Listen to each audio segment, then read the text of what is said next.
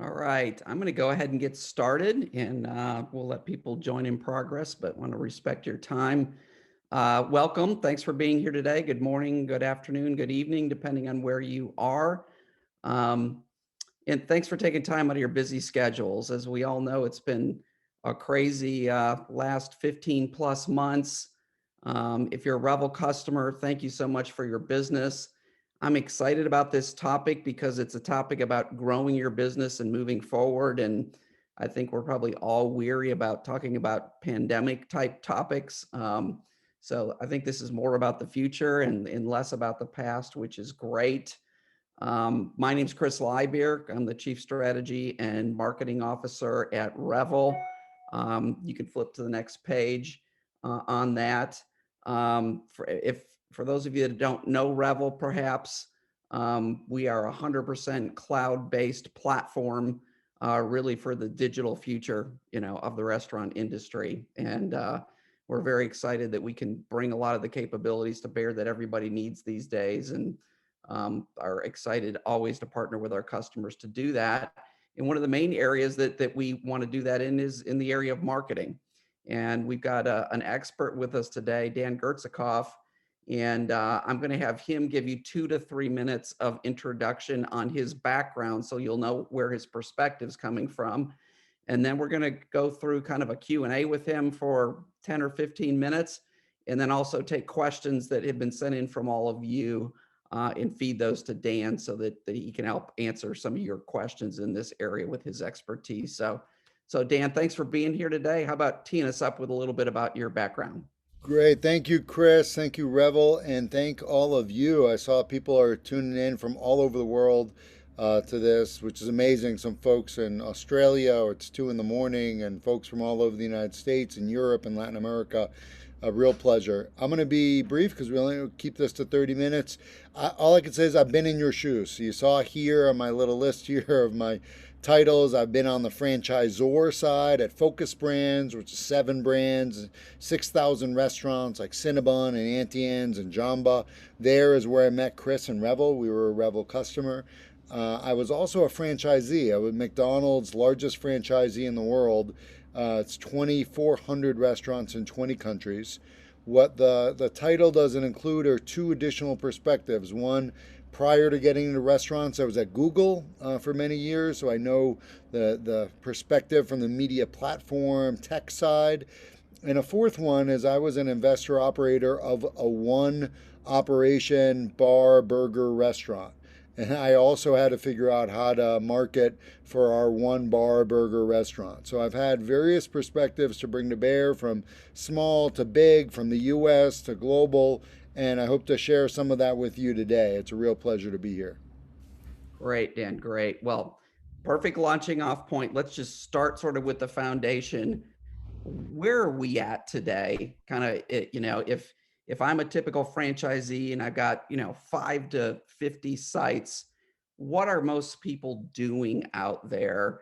And then we could talk about what they should be doing, what the opportunities are. But give us sort of a state of the business in terms of marketing at the franchise level.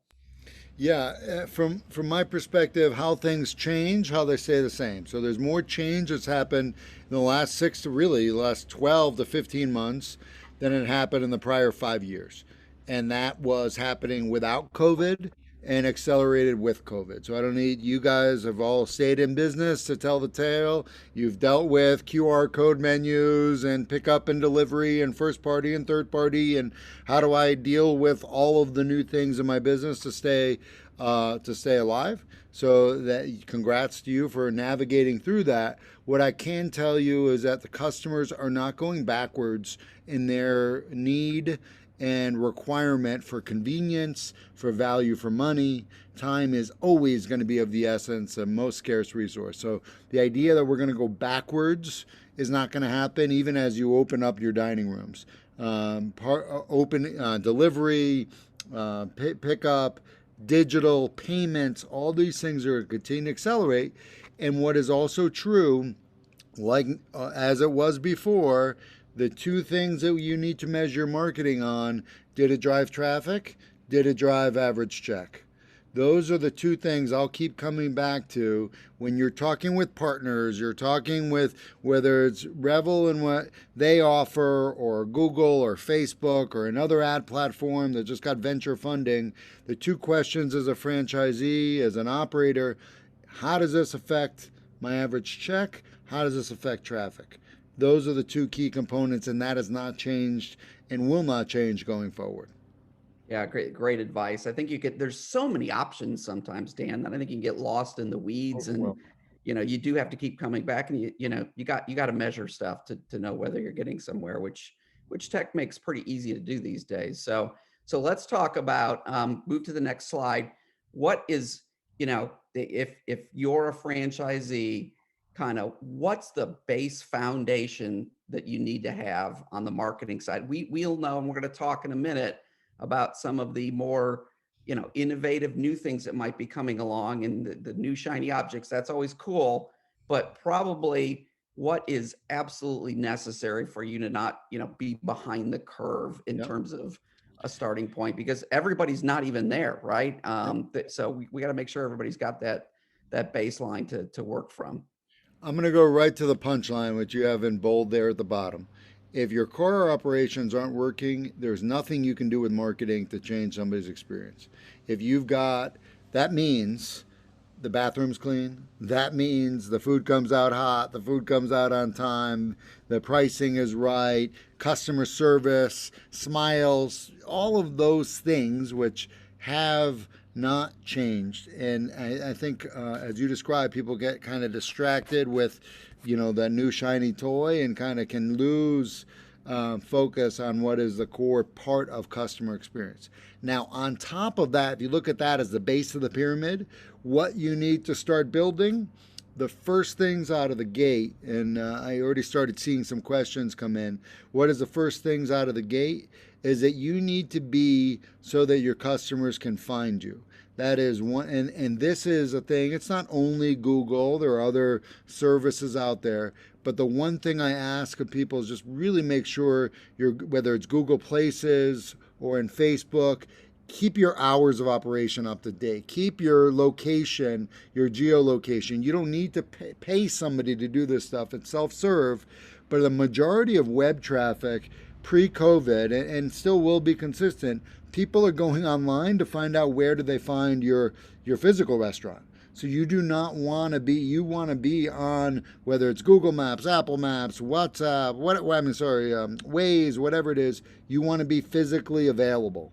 Now you need to start building on the physical availability for mental availability. What does that mean? Being relevant. That means the content you put out there on your website, on your app, and your social media is relevant to the customer. When I took over as the global CMO across these 7 brands and 6,000 restaurants, we created a one-pager that just answered 4 basic things. And I would share these 4 basic things if you're the CMO of Cinnabon, or an owner operator of 5 restaurants, or a marketer with $100,000, $50,000 budget. The 4 basic things.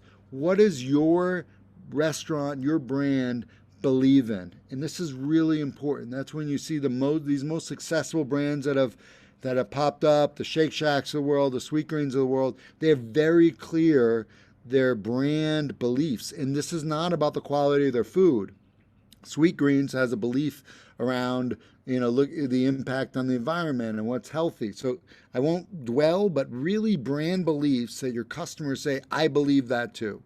The second is who is our core customer? It doesn't mean you can be open to everybody is, but who is the core person? At McDonald's in Latin America, which is a little different than McDonald's in the US, we considered them kid pleasers. They weren't just parents. It wasn't a demographic. It was a psychographic of parents who wanted to help out their kids, or help out, or like give them a special treat on the weekends.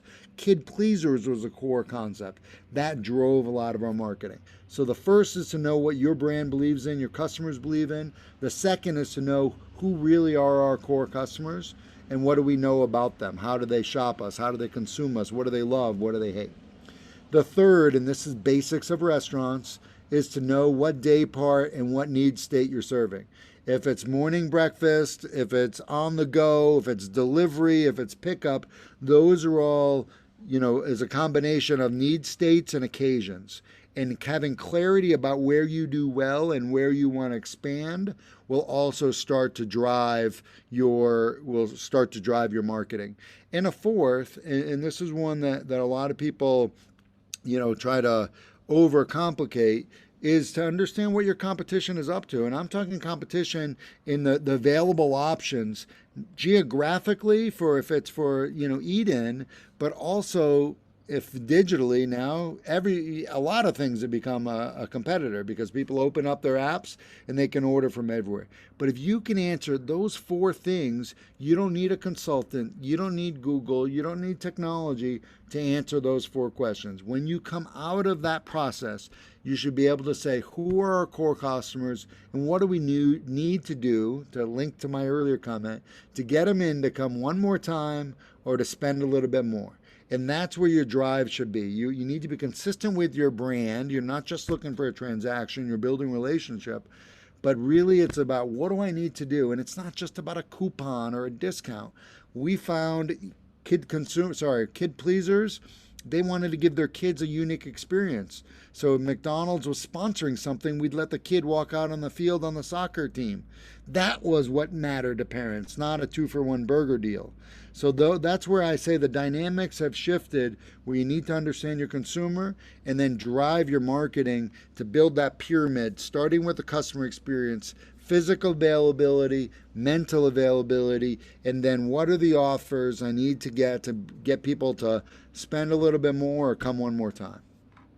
Good. I love the four things. I love the one pager. I'm a huge fan of, you know, thoughtfulness and then writing it down, and then you can share it with others as well to get everybody in, that needs to be in your organization on the same page. It seems like, Dan, that activity probably, I bet everybody in this call could do that. I think where people often start to then run into more challenges is, okay, I know what I'd like to do, but how do I do it? And I like this upper right box here. And I think especially for franchisees, they're often caught in well, we're not a really big organization, so we've got to be lean and mean on resources and costs and everything.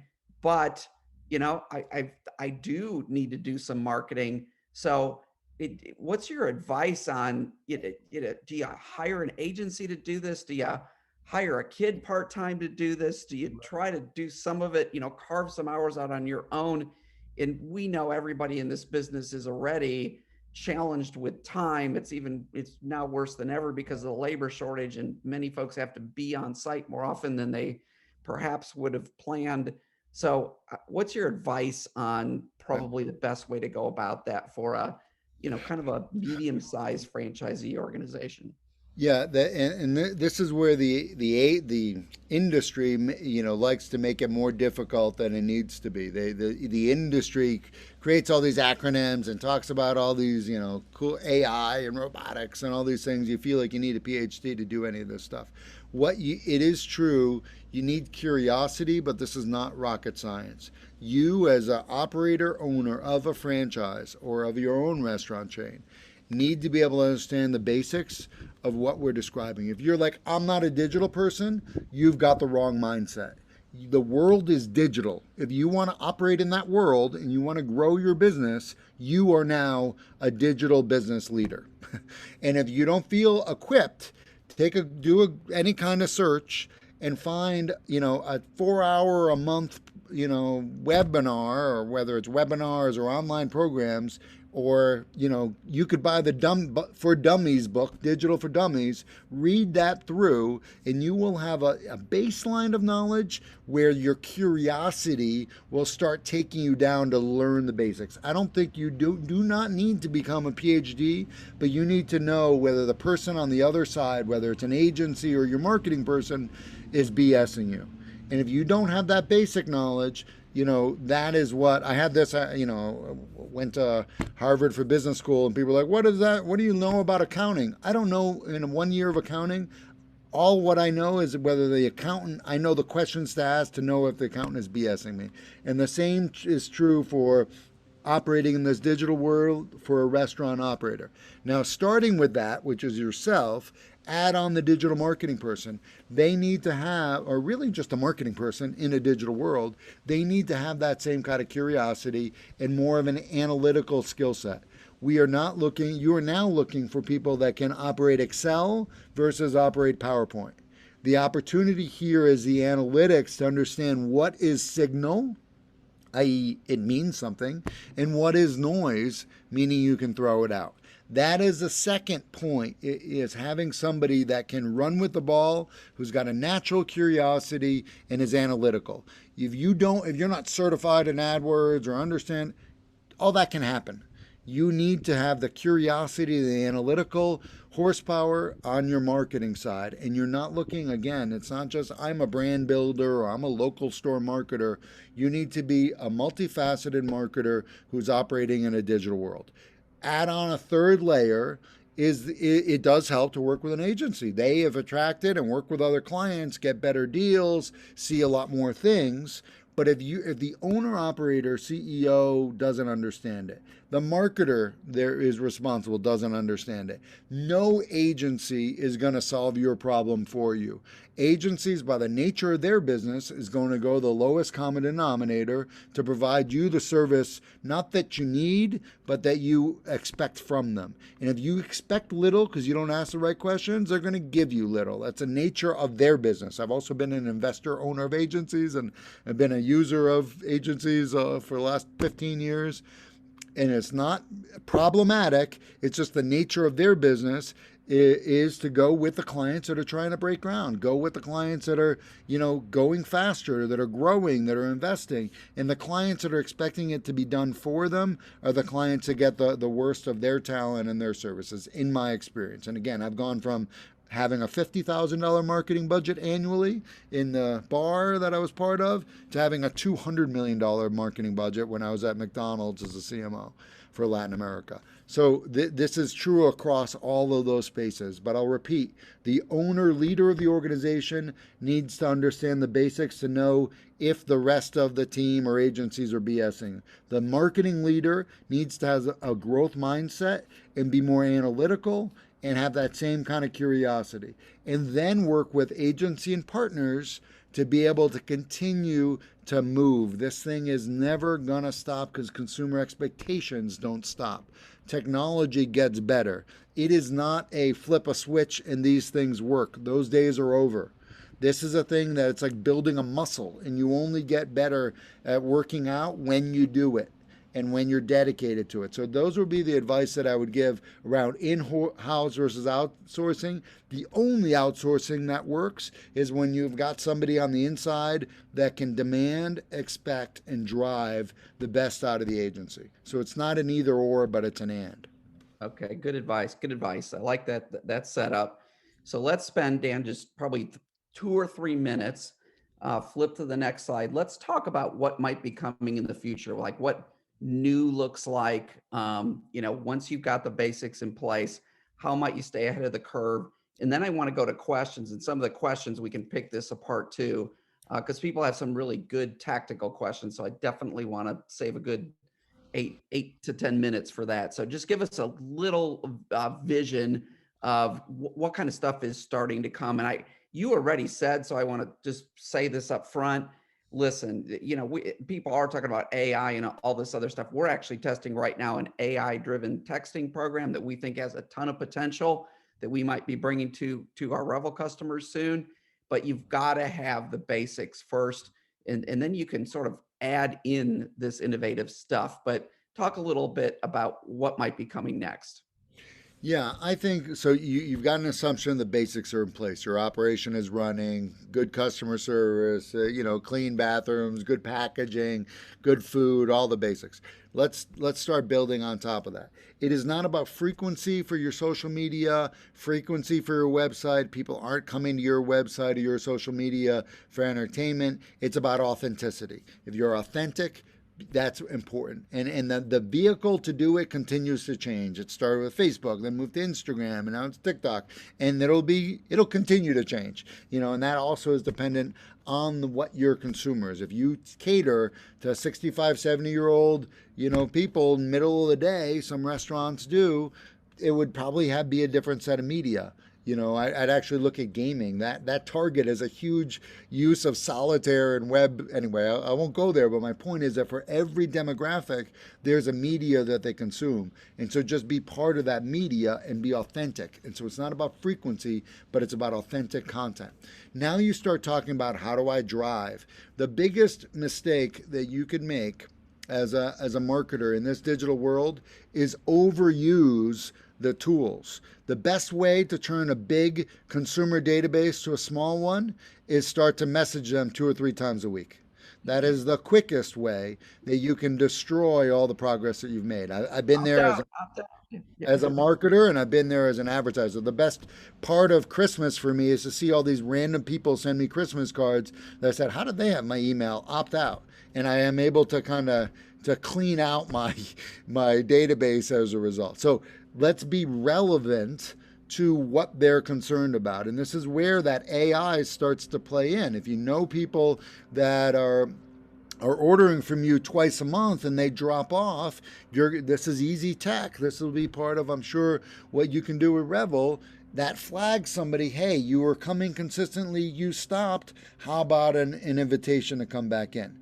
The next piece of this is not to make it only about discounts. There is a certain group of your consumers, and this is where segmentation comes in, that offer matters. Young college kids, people on a tight budget, they're trying to measure calories per dollar. And so if you can make an offer, great. There's a whole nother set of folks that want to try the sandwich before you launch it. They want to be part of the local community. That's what's best about local store marketing, is that you know your community better. So what are the experiences that matter in your community, and make those experiences matter or available to your consumers. That's what is most important. We haven't talked about the difference or where that line between franchisor and franchisee starts to change, because you contribute generally to a national or global marketing fund, and then you do local store marketing. That has continued to shift. What I would say is, take into account what you know best, which is, what are the things that matter to our consumers? Is it an offer? Is it a discount? Is it, some consumers, like I said, matter the discount. Some consumers want exclusivity. They want to try something. They want to be unique. Think about catering. Huge opportunity that will come back. We will go back into restaurants. What you're going to see in delivery is the average orders are going to start, it's going to start to become more expensive as it becomes for DoorDash, Uber Eats, whoever your local, I know we're global, those aren't available everywhere. Whatever your local delivery, they're going to stop offering the free delivery for a $10 order. So people are going to have to start ordering $30 or $40 to make it viable to send the order. And it almost becomes like catering. So start thinking from a catering mindset. How do you, maybe they're not $500 orders, but you're starting to do $40 or $50 orders. And how do you start driving demand from your catering in a smaller batch? Because that dynamic is already at play. You can feel it as a consumer, and you can see it as a business. So what I would say is build on your strong foundation. Start to really measure, here are the 2 or 3 things that we're going to do to drive frequency, drive guest counts. Here are the 2 or 3 things that we're going to do to drive average check. And those are things, as an example, as an average check driver, we would offer at McDonald's 2 burgers for a low price. Why 2 burgers? Because people would buy on their own the fries and the drinks. They'd go with a friend, go for the 2 burger deal, and then buy additional. So we were able to drive average check. That's an example of some of these things. It's really more about, basic common sense in some ways, and really articulating that to your marketing strategy. So those would be some of the things that I would advise. I think we'll get into more of it in the Q&A. Okay. Well, great. There several good suggestions in there. Let me, there's actually in the Q&A, there's two questions that are pretty similar. I'm going to read the longer one because I think this is what a lot of people are dealing with right now. Is the marketing director, my time split between my desk and working the floor because we're short staffed. And I think whether you're the marketing director, the owner, the GM, whatever, that's kind of the case right now.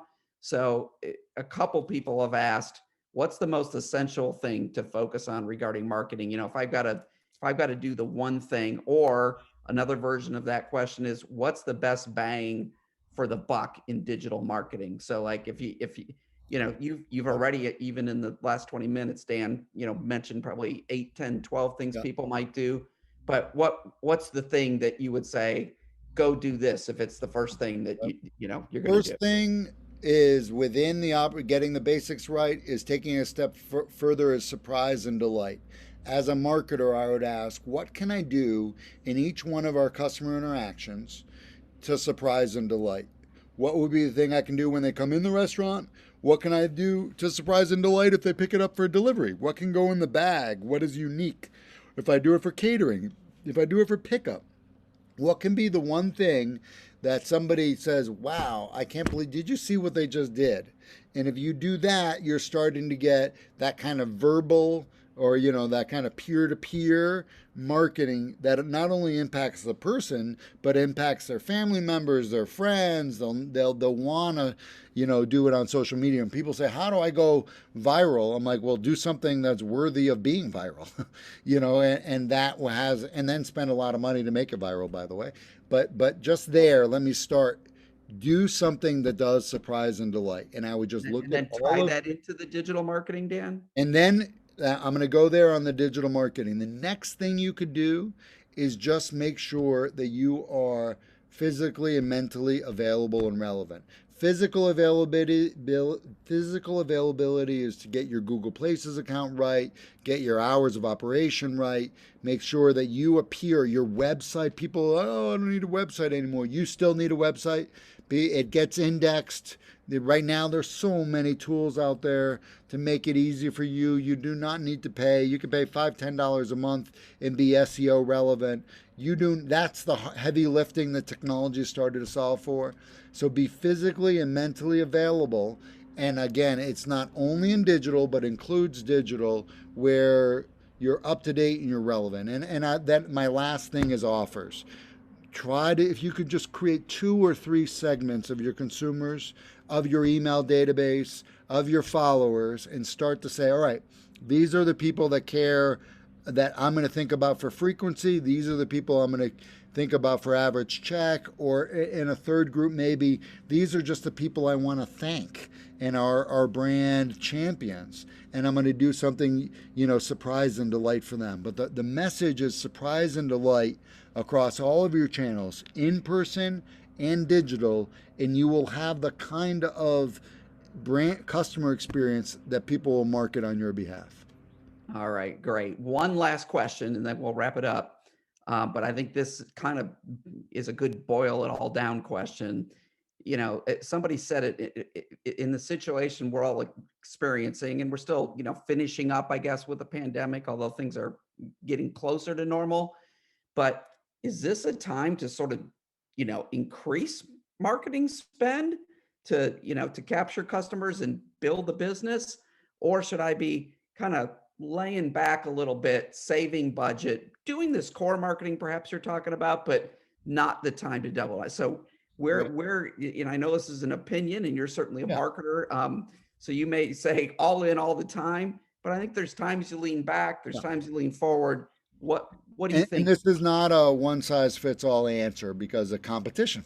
The dynamics of your local market. Are there a lot of other people? People really, demand's really starting to build? Are we starting to hold back? Are competitors doing better or worse than I am? And so I can give a scenario. If Yeah. you're in a position where you need to drive more share and get, there's demand to go out there and capture or to create, you do need to start investing more. One of the things that people don't realize about why is McDonald's such a strong brand, I'll just use that as an example. Well, in their contract, 5% of their sales goes into marketing. 4% goes into, more brand marketing, and 1% goes into local store marketing. And when people start to say, and across that, by the way, 70% of that entire 5% needs to be considered working, which means working means consumers see it. Now, digital has become working media. Before it was like a website, it was tech, it got paid by IT or is not. Working media is what consumers interact with. So that can be your app, it could be your website. And Chris, you and I have talked about it. It could be that screen that Revel has in front of the cash register. That's working media. Digital menu boards, that's working media. But I would just put more of your media to work. If you're spending more than 30% for the agency commissions and fees and all the things that consumers don't see, you're spending too much. Now to come, that's in a scenario where you need to go out and capture or really capture or compete for demand. If you're not in that situation, I would, if you're going to save your dollars, I'd invest in your knowledge. I'd get up to speed on what does it mean? What are some of the acronyms? What does it mean? What's best in class? People ask the question, we won't get to it, about capturing customer data. That is going to be having the right and the privilege to communicate first party with your consumers. That is what's going to be the holy grail for restaurant marketers. The one thing I would say about, and I am close with the folks at Uber Eats and DoorDash and all your global local suppliers of those marketplaces, I would be very careful to basically disintermediate yourself by sending them your consumers. You never heard American Airlines say, fly to London, go to Expedia to book. Yet restaurants have lined up to say, order digital, download this app, somebody else's app, and order from there. And as a result, you've been disintermediated, or you've disintermediated yourself. So I would start, if in your off time, start building what is my first party interactions. Why should they share their data with me? And if they share their data, how am I going to use it? Am I going to email them 3 days a week? Well, that's the best way to to get them to opt out of your consumer database. How do I share relevant, timely material content that they want to deal with? And I would say just the once a week, twice a month, that's about the right frequency with relevant content that matters. And it doesn't have to be offers. It doesn't have to be just about you. It should be about them. Put yourself in the shoes of your consumers and you'll learn a lot. Yeah, great advice. There was some good metrics in there too, which I think people are always looking for, like what's kind of normal, how much should I be spending? What should the cuts be, et cetera. And I love your last wrap. And of course, this is part of the Revel story. We are a platform, and we are a platform where we can help you with online ordering, with marketing, et cetera. And you can own your customers. Every business should own their customers. You third parties can be part of your ecosystem, but as much as you possibly can, you should be driving customers to your site, and you should have first party interaction with them. So we're big on supporting that as well with our tech platform. Thank you for your time today, Dan. Very helpful. This is a huge topic, but if anybody's got any further questions, we may follow up with you offline. You know where to reach us as well. And have a great day, and let's all get this industry roaring again. I feel like we're all in this together, and it's such an important industry for our economy, and we're going to make it happen coming out of this pandemic. So, Chris and everybody on the line, I just want to say thank you for doing all that you've done. Revel has been a good partner. I'm here for no other reason. I was a happy Revel customer, and if I can contribute back to the community, happy to do so. What you're coming out with is exciting.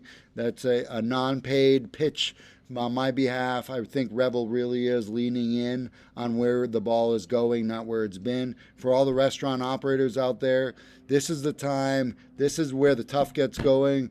When the going gets tough, the tough get going. And all of you have been through a real hard, tough moment. This is where you start to put the pedal to the metal and start to win some business back. I wish you all the luck. If I can be helpful, I'm happy to share my email. If I can be helpful to any Revel customer, happy to do so. great. All right. Thank you, Dan. And thank you, everybody else, for tuning in today. We enjoyed it, and take care. Good luck out there. Goodbye.